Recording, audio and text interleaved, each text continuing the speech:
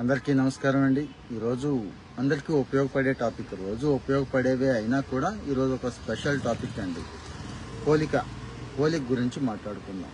గాలి, నీరు, నిప్పు, భూమి, ఆకాశం, ఇందులో ఏది గొప్పది? కామెంట్ చేయండి దయచేసి. ఈ 5 పంచభూతాలు అంటాం కదా, వీటిలో ఒకటి గొప్పది అని చెప్పగలమా? చెప్పే సాహసం కూడా చేయలేం. ఎందుకు? దేని ప్రత్యేకత దాందే, దేని అవసరం దాందే, దేని గొప్పతనం దాందే. కామెంట్లో మీ ఒపీనియన్ మెన్షన్ చేయండి. మన టాపిక్స్ బాగున్నాయి అనుకుంటే కొంతమంది ఫాలో అయ్యకుండా చూసి వెళ్ళిపోతున్నారు, వాళ్ళు ఫాలో అవ్వండి, మీ ఫ్రెండ్స్కి కూడా షేర్ చేయండి. పోలికండి. ఈ పోలిక తెస్తున్న దరిద్రం అంతా ఇంత కాదు. చెక్ చేసుకుందాం ఒకసారి. నేను కూడా నన్ను చెక్ చేసుకుంటాను, మీరు చేసుకోండి. ఎంతసేపు ఎవరితో పోల్చుకుంటున్నాం, ఎవరి గురించి ఆలోచిస్తున్నాం ఒకసారి చెక్ చేయండి.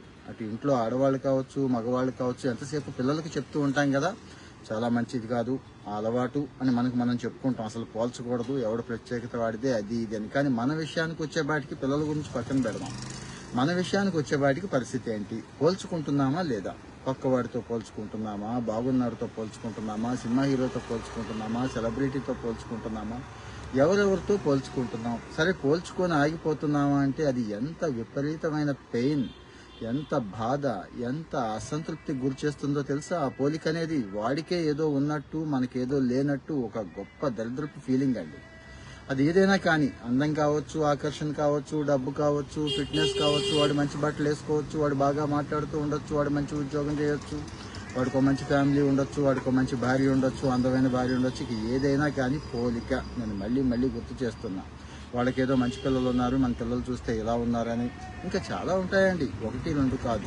మరి పోల్చుకోకపోతే ఎట్లా అంటారా? పోల్చుకోవడం కూడా ఒక బ్రెయిన్ ఇష్యూ అండి. మీకు తెలుసో లేదు, సైకలాజికల్గా అది ఒక మానసిక వ్యాధి లాంటిదే. పోల్చుకోకుండా ఉండగలమా అంటే ఉండొచ్చు. పోల్చుకోండి, దయచేసి పోల్చుకోండి. ఎవరితో? మీతో మీరు పోల్చుకోండి. నేను మళ్ళీ గుర్తు చేస్తున్నా, స్వామి వివేకానంద దగ్గర నుంచి అందరూ అన్నారు కదండి, మీతో మీరే పోల్చుకోండి. ఎలా అంటారా? నిన్న ఎలా ఉన్నాం, ఈరోజు ఎలా ఉండాలనుకుంటున్నారు, రేపు ఎలా ఉంటారనేదే పోల్చుకోండి. అంతకుమించి ఏమీ లేదు. నిన్న ఏ నాలెడ్జ్ ఉంది, ఈరోజు ఏ నాలెడ్జ్ ఉంది, రేపు ఏదైనా కొత్త నాలెడ్జ్ సంపాదిద్దామా అంటే డిగ్రీలు చేసేయండి, సర్టిఫికేట్స్ చేసేయండి, డిప్లొమాలు చేసేయండి, క్లాసులకు వెళ్ళండి కాదండి. నాలెడ్జ్ మీన్స్ జీవితానికి సంబంధించిన నాలెడ్జ్. చాలా చూస్తూ ఉంటాం కదా ఇలాంటి వీడియోలు, ఇక సోషల్ మీడియా దగ్గర నుంచి చాలా చూస్తాం. అందులో ఏం గ్రహించాం, ఏ చిన్న తప్పుని, మనం చేస్తున్న తప్పుని గ్రహించాం, ఏం సరి చేసుకోవాలనుకుంటున్నాం, రేపు ఎలా ఉండాలనుకుంటున్నాం. నిన్న ₹1 సంపాదించాం అనుకుందాం, ఈరోజు ₹1 సంపాదిద్దామా, రేపు ₹1 సంపాదిద్దామా. నిన్న ఒక రకమైన రిలేషన్స్ మెయింటైన్ చేసాం, ఓకే, ఉంటాయి కదా చిరాకులు, పరాకులు ఇంట్లో పిల్లలతో. ఈరోజు ఎలా ఉందాం అనుకుంటున్నాం, రేపు ఎలా ఉందాం అనుకుంటున్నాం. నిన్న ఒక రకమైన ఫిట్నెస్ ఉంది కదా, ఈరోజు ఇంకాస్త 4 అడుగులు ఎక్కువ నడుద్దామా, ఒక అరగంట ఎక్కువ వర్కౌట్ చేద్దామా, ఇంకా ఏదైనా కొత్త హాబీ అలవాటు చేసుకుందామా, రేపేం చేద్దాం. ఇదండి పోలికంటే. ఇలా పోల్చుకోండి దయచేసి, ఇలాగే పోల్చుకోండి. ఈ లోకంలో ఎవడు తక్కువ కాదు, ఎవడు చెడ్డవాడు కాదు. గుర్తుంచుకుందాం, అందరం కూడా గుర్తుంచుకుందాం. అందరిలోనూ మంచి చెడు, అందరిలోనూ బలం బలహీనత అన్నీ ఉన్నాయి. కానీ కాస్తో కోస్తో హ్యాపీగా ఉన్న ఒక 10% పీపుల్ ఉన్నారు చూడండి, వాళ్ళు చేస్తున్నది మనం చెయ్యండి అదేనండి. నేను నా లైఫ్ ఎక్స్పీరియన్సే చెప్తున్నాను. పోల్చుకోవడం మానేయండి. అసలు అవతల వాడి గురించి ఆలోచించడం మానేయండి. గుర్తుంచుకోండి దయచేసి.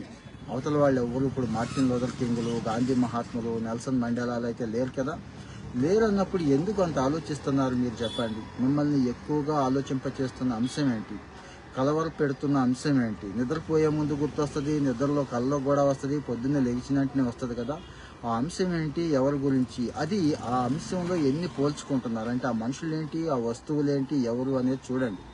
ఆ పోలిక ఎక్కువ బాధ పెడుతూ ఉంటుందండి. అంటే నేను సైకాలజీ చదివిన వాడిని, పిహెచ్డి చేసిన వాడిని, చుట్టూ ప్రపంచం చూస్తున్న వాడిని కాబట్టి మీతో వాల్యుబుల్ విషయాలు షేర్ చేసుకోగలుగుతున్నాను.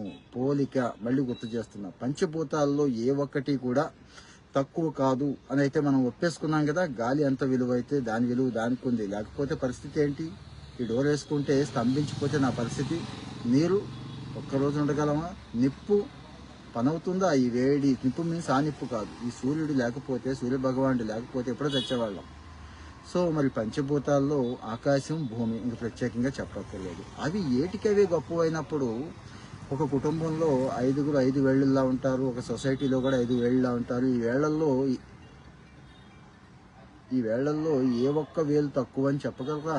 ఏ ఒక్క వేలు చెప్పలేం. అలాగే ఇంకో ఎగ్జాంపుల్ చెప్తాను. రాయి, ఫర్ ఎగ్జాంపుల్ రాయి ఉందండి. ఒక రాయి కూడా చూడండి, ఒక రాయి కూడా ఎందుకు పనికిరాదు అని మనం అనుకుంటాం కదా. పోల్చుకోండి ఒకసారి. ఆ రాయి కాస్త దెబ్బలకు తట్టుకుంటే, ఆ రాయి కాస్త ఓపిక పడితే, ఓర్చుకుంటే ఏమవుతుంది? గుళ్ళో శిల్పం అవుతుంది. జీవితకాలం ఏంటి, వందల వేల సంవత్సరాలు పూజలు చేయించుకుంటూ ఉంటుంది. కానీ అదే రాయి నాకెందుకు ఈ బాధ, నాకెందుకు ఈ కష్టం అనుకుంటే గుడి ముందు అందరూ తొక్కే రాయి అవుతుంది. మీకు తెలుసు, ఒక కథ ఉంది కదా, 2 రాళ్ళు ఒక శిల్పి వచ్చి అడిగితే, నేను తట్టుకోలేను, నాకంత బాధ, నా వల్ల కాదు, ఆ పెయిన్ నేను ఓర్చుకోలేను, నా జోలికి రాకు అని చెప్తే దాన్ని వదిలేశాడు. ఇంకో రాయి దగ్గరికి వెళితే, ఓకే నేను తట్టుకుంటాను, ట్రై చేయని చెప్పింది. ట్రై చేశాడు, కొట్టాడు, చెక్కాడు. సంవత్సరం పాటు చెక్కుతూనే ఉన్నాడు, దెబ్బలేస్తూనే ఉన్నాడు. అందమైన భగవంతుడి శిల్పం అయింది. గుళ్ళో పెట్టారు. ఇప్పటికీ ఆ రాయిని పూజిస్తూనే ఉన్నారు. ఓర్చుకోలేను అన్న రాయి గుడి ముందు, మెట్ల ముందు ఉంది. ఇది మన పిల్లలకే కాదండి, మనకి అప్లై అవుతుంది. దయచేసి నేను మళ్ళీ గుర్తు చేస్తున్నాను, ఓర్చుకోవాలండి, బాధను ఓర్చుకోవాలి, పెయిన్ ఓర్చుకోవాలి. కష్టం వస్తుంది, కష్టాలు నాకే వస్తున్నాయి అని చెప్పి చాలామందిది నేను అబ్జర్వ్ చేశానండి. చాలామంది బాధల్లో ఉన్నారు. కరెక్ట్ చెప్పారంటున్నారు లతా బోర్లా గారు, థ్యాంక్ యూ అండి. మీరు కూడా కామెంట్ చేయండి, మీరు కామెంట్లో మీ ఒపీనియన్ చెప్పండి. చాలామందిని మనం అబ్జర్వ్ చేస్తుంటే ఈ మధ్య కాలంలో బాధలు నాకే వస్తున్నాయి, కష్టాలు నాకే వస్తున్నాయి, నాకు మాత్రమే ఉద్యోగం లేదు, నాకు మాత్రమే జీతం తక్కువ ఉంది, నాకు మాత్రమే ఆరోగ్యం బాగాలేదు, నాతో మాత్రమే ఎవరు ఉండట్లేదు, సరిగా మాట్లాడట్లేదు, నేను మాత్రమే ఒంటరిగా ఉన్నాను. ఇలాగా 1, 2 కాదండి, ఎన్నంటే అన్ని బాధలు పడేవాళ్ళు ఉన్నారు. కానీ ఈ బాధ ఎక్కడి నుంచి వచ్చిందో తెలుసా? పోలికండి. అవతల ఆమెకి ఫ్యామిలీ ఉంది, ఇంకొకళ్ళు ఉన్నారు అని నేను ఒంటరినే అని చెప్పి బాధపడుతున్న మహిళలు ఉన్నారు. అవతల వాడికి మంచి సర్కిల్ ఉంది, లేకపోతే వాడికి బైక్ ఉంది, కారు ఉంది, మంచి హోదా ఉందని వీడు అనుకుంటూ వాడు హ్యాపీగా ఉన్నాడు అనుకుంటున్నాడు తప్పించి, నీ పిల్లలేంటి, నీ ఫ్రెండ్స్ ఏంటి, నీ అమ్మా నాన్న ఏంటి, ఎలా ఉన్నారు నీతో, నువ్వు ఎలా ఉన్నావు, ఈ రోజుకి చక్కగా 4 వేళ్ళు నోట్లోకి వెళ్తున్నాయి కదా, హాయిగా భోంచేస్తున్నాం కదా. టైం భగవంతుడు అందరికీ ఆ 24 గంటల టైం నీకు, నాకు, అందరికీ, ఎలాన్ మస్క్కి, మోడీ గారికి కూడా అందరికీ అదే టైం ఇచ్చాడు కదా. మరి వాళ్ళు ఏం చేస్తున్నారు? పోల్చుకుంటూ బాధపడుతూ కూర్చుంటున్నారా? పోలిక మానేసి నా పని నేను చేసుకుపోవాలి, చిన్నదైనా పెద్దదైనా తన పని నేను చేసుకుపోవాలని మొదలెట్టి పని చేసుకుంటూ పోతున్నారా? నేను కూడా చాలామందిని అబ్జర్వ్ చేశానండి. పని మానేస్తున్నారు, ఏ పని చేయట్లేదు, బాధలోకి వెళ్ళిపోతున్నారు. ఏంటి అంటే, ఇగో నాకు అది లేదు, నాకు ఇది లేదు. నాకు లేదనే బాధ కంటే కూడా నేను చాలా అబ్జర్వ్ చేశాను, పక్కవాడికి ఉంది అనే బాధ ఎక్కువైపోయింది ఈ మధ్యకాలంలో. పక్కవాడు మంచి బట్టలు వేసుకున్నాడు, పక్కవాడు ఏదో మంచిగా ఉన్నాడు, పక్కవాడు కారులో తిరుగుతున్నాడు, పక్కవాడే హ్యాపీగా ఉన్నాడు అనుకుంటున్నాం. కానీ లేరండి. దయచేసి ఈవెన్ అనిల్ అంబానీ 50,000 కోట్లు మాఫీ చేసినా ఆయన హ్యాపీగా లేడు. ఆయన కష్టాలు ఉన్నాయి. ముఖేష్ అంబానీ లక్షల కోట్లు, 5-6 లక్షల కోట్ల ఆస్తులున్నా ఆయన కష్టాలు ఆయనకున్నాయి. ఆ మాటకు వస్తే సామాన్యుడు, మధ్యతరగతి జీవైనా మనమే హాయిగా ఉన్నామేమో. సరే, ఆ దరిద్రం ఏంటి అంటే, కాస్త చదువుకొని అటు ఇటుగా చదువుకున్న వాళ్ళకే ఎక్కువ ఈ బాధ ఉంటుంది. మీరు అబ్జర్వ్ చేశారో లేదో, మా తాతలు తండ్రులు ఒకసారి అబ్జర్వ్ చేయండి, వాళ్ళకి ఏ పోలిక లేదు, ఏ బాధ లేదండి. ఆ రోజు హాయిగా గడిపేవాళ్ళు, హాయిగా భోంచేసేవాళ్ళు, హాయిగా పని చేసుకునేవాళ్ళు, చెట్టు కింద కూర్చొని చెరువు గట్టు మీద హాయిగా కబుర్లు చెప్పుకునేవాళ్ళు, ఇంటికి వచ్చి కూడా అంతే హాయిగా కబుర్లు చెప్పేవాళ్ళు, టీవీ పెడితే ఒక సినిమా చూసేవాళ్ళు. రోజు ఎంత హాయిగా అంటే అంత హాయిగా గడిచేదండి. మనకేమో ఆదుర్ద, ఆందోళన, రేపేమవుతుందో, ఎల్లుండేమవుతుందో, బతుకుతామో బతకమో, రోగాలు వచ్చేస్తాయేమో, డబ్బు ఉంటుందో ఉండదో, ఇది ఎక్కువైపోయింది. ఆ రోజు ముఖ్యంగా ఆ రోజులో బతకడం. సూరిబాబు మేకా గారు, థ్యాంక్ యూ సూరిబాబు గారు. షేర్ చేయండి, మన వాళ్ళకు కూడా షేర్ చేయండి. సో ఆ రోజు గురించి, ఆ రోజులో కరెంట్ సిచ్యువేషన్లో బతకడం మానేసాం అందరం కూడా. ఈ క్షణం ఎలా గడుపుతున్నాం, ఈ క్షణం ఎలా ప్రవర్తిస్తున్నాం, ఈ క్షణానికి ఉన్న వాల్యూ ఏంటి, ప్రొడక్టివిటీ ఏంటి, అదొక్కసారి ఆలోచించుకోండి. ఓకే, మూవీ చూస్తున్నాను, చూసేయండి, ఆ క్షణం దాన్ని పూర్తిగా ఎంజాయ్ చేసేయండి. మల్టీ టాస్కింగ్ పెట్టుకోవద్దు. నేను మళ్ళీ చెప్తున్నాను, అది చేయాలనే నామోషి, ఇంకోటి గిల్టీ ఫీలింగ్ ఉంటుందని చెప్పి ఏదో పని చేసేస్తున్నామని ఫీల్ పెట్టుకుని ఒక పక్కన టీవీ చూస్తూ, ఫోన్ చూస్తూ వద్దండి. ఫోకస్డ్గా మీకు నచ్చిన ఒక సినిమా ఉంది, లేకపోతే ఒక నచ్చిన ఇన్స్టాగ్రామో రీల్స్ చూద్దాం అనుకుంటున్నారు, యూట్యూబ్ చూసేయండి ఆ గంట. ఆ తర్వాత ఫోకస్డ్గా ఇంకో చోటుకి వెళ్ళిపోండి. ఆ తర్వాత ఫోకస్డ్గా వర్కౌట్లోకి వెళ్ళిపోండి. ఇది బెస్ట్ మెథడ్ అంటాను నేను. ఇట్లా చేయండి దయచేసి. ఇట్లా చేస్తే ఒకే రోజు ఎవరికి సక్సెస్ రాదండి. 20 ఏళ్ళు అయితే నేను కారులో కూర్చున్నాను, దీనికి ముందు బైక్ మీద కూర్చున్నాను, దానికి ముందు సైకిల్, అంతకుముందు సైకిల్ కూడా లేదు. నా ఎగ్జాంపులే చెప్తున్నాను. 10th క్లాస్ చదువుతున్న క్రమంలో ఒక 500 పెడితే సెకండ్ హ్యాండ్ సైకిల్ వస్తే 500 పెట్టి నాన్న సైకిల్ కొనిస్తే దాన్ని ఎన్నాళ్ళు వాడుకున్నానో, అపురూపంగా వాడుకున్నానో నాకు తెలుసు. ఉద్యోగం వచ్చిన కొత్తలో రావటం గెస్టెడ్ ఆఫీసర్ ఉద్యోగం అయినా కానీ కారులో అప్పుడు కారు పర్మిషన్ ఉండదు కదండి, అలవెన్స్, బైక్ అలవెన్సే ఉంటుంది 500-600. బైక్ చిన్న ఎగ్జాంపులే చెప్తున్నాను. బైకు 60, 70, 80 వేలు ఉండేది ఆ రోజుల్లో. మరి నా దగ్గర అంత లేదు. ఒక 30,000, 25,000 ఉంటే అది కూడా సేవింగ్స్. ఒక బైక్ కొనుక్కొని 15 ఏళ్ళు ఒకే బైక్ వాడాను, సిడి డీలక్స్. అది కూడా హ్యాపీగా వాడాం. ఆ తర్వాత ఓకే గవర్నమెంట్ కార్ అలవెన్స్ ఇచ్చింది, కారు కొనుక్కున్నాం, కారులో కొనుక్కున్నాం. ఇంతే ఏముంటుందండి ఇందులో. కానీ హ్యాపీనెస్ పోయిందా అంటే పోదు కదా, ఏ రోజుకి పోదు. ఒకేసారి కావాలి, ఇప్పటికిప్పుడు కావాలి, రేపటికి రేపే కావాలనుకుంటే మాత్రం హ్యాపీనెస్ పోతుంది. ప్లస్ ఆ ఒకేసారి వచ్చింది నిలబడదు, మనం నిలబెట్టుకోలేం కూడా అండి. అంత శక్తి ఉండదు మనకి. ఎలా వచ్చిందో అలాగే పోతుంది. నడమంతరపు సిరి అంటారు చూడండి, పక్కవాడికే కాదు మనకే అప్లై అవుతుంది. సో ఒకేసారి రావాలని కోరుకోవద్దు. వాడితో పోల్చుకొని వాడు ఎన్నాళ్ళు కష్టపడ్డాడో ఏం పడ్డాడో చూడండి. ఈ బెట్టింగులు గిట్టింగులు వీటిల్లో సంపాదించి పైకి వచ్చిన వాడిని ఫాలో అవ్వకండి. వాడితో పోల్చుకోవద్దు. వాడు ఖచ్చితంగా బాగోడు, వాడు పడిపోతాడు. ఆ పడిపోయిన రోజు మీకు తెలుస్తుంది ఖచ్చితంగా. సో పోల్చుకోండి. ఎవరితో పోల్చుకోవాలో చెప్పానుగా, మీతో మీరే పోల్చుకోండి. మీ శరీరంతో పోల్చుకోండి, రేపు ఎలా ఉండాలి. మీ జ్ఞానంతో పోల్చుకోండి, మీ కమ్యూనికేషన్తో పోల్చుకోండి, మీకున్న చుట్టూ ఉన్న వాళ్ళతో సంబంధాలు ఎంత బాగా ఉన్నాయి, రేపు ఎలా ఉండాలి అనే దాంతో పోల్చుకోండి. మీ డ్రెస్సింగ్తో పోల్చుకోండి, మీరు అందంగా మాట్లాడే పద్ధతి మీద పోల్చుకోండి. నేను కూడా అంతేనండి, రోజు నాతోనే పోల్చుకుంటా. వీడియోస్ చేసే క్రమంలో ఇంకాస్త మంచి కంటెంట్, ఇంకాస్త బాగా ఎక్స్ప్లెయిన్ చేయాలి, ఇంకాస్త మంచి ఎక్స్ప్రెషన్ ఉండాలి అనుకుంటాం కదా, తప్పే ఉంది. అలాగా improvement, day to day improvement నుంచి ఇంకేమీ లేదండి. లైఫ్ అంటే లైఫ్ని ఎంజాయ్ చేస్తూ ఆ రోజు లైఫ్ని ఆ రోజుకి, ఈవెన్ టాలెంట్ ఒకటి పోతూ ఉంటాడు, ఆడితో మాట్లాడిన క్షణాన్ని కూడా మనం ఎంజాయ్ చేయాలి.